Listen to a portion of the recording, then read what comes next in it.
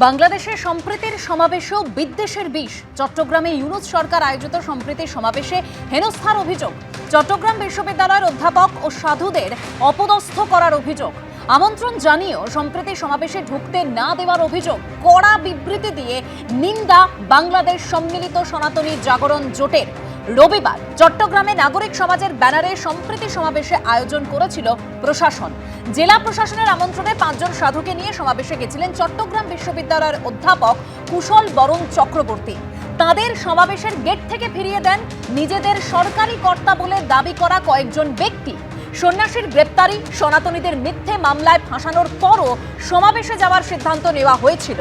এই কর্মকাণ্ডে আমরা বিস্মিত ও মর্মাহত।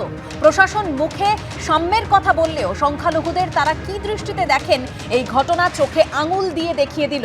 এক সন্ন্যাসীর মন্তব্যকে উদ্ধৃত করে বিবৃতি সনাতনী জাগরণ জোটের।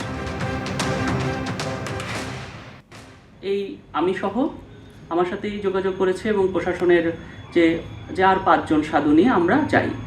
যাওয়ার পরে একটা পর্যায়ে আমি দেখি যে সেখানে সাধু সন্তরা বসে, এরই একটা পর্যায়ে যে ওখানে গোয়েন্দা সংস্থার পরিচয়ে কয়েকজন বলে যে তাদের যে সেখান থেকে আমাকে চলে যেতে বলে। তা আমি খুবই আশ্চর্য হয়ে যাই, যেখানে আমাকে এই প্রোগ্রামে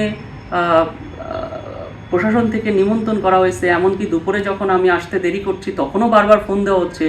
এরকম একটা অবস্থায় আমাকে চলে যেতে বলা, মানে বিষয়টি আমার জন্য খুবই আশ্চর্য একটা বিষয় হয়েছে এবং একটা বিব্রতকর একটা পরিস্থিতি ওরকম। তা আমি বিষয়টা আমার একদম ভালো লাগে নাই।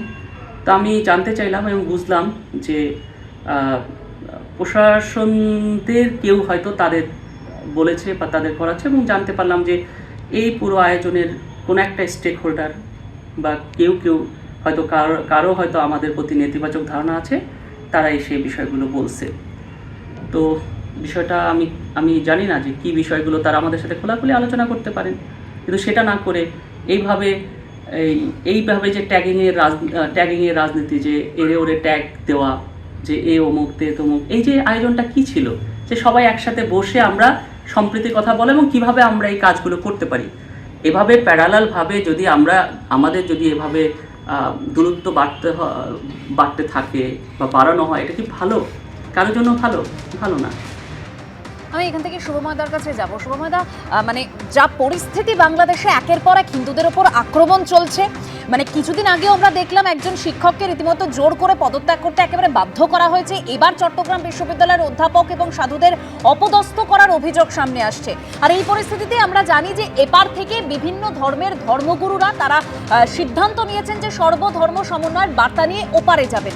কি মনে হচ্ছে শুভময়দা, দিশা কি দেখা যাবে কোনো রকম?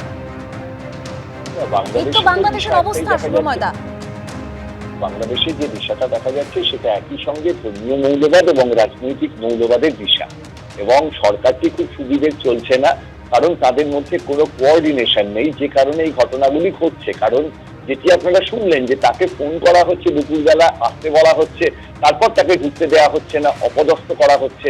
একজন সাধারণ মানুষকে অপদস্থ করার মাধ্যমে বাংলাদেশের সরকার নিশ্চয়ই তার শক্তির প্রকাশ দেখাচ্ছেন।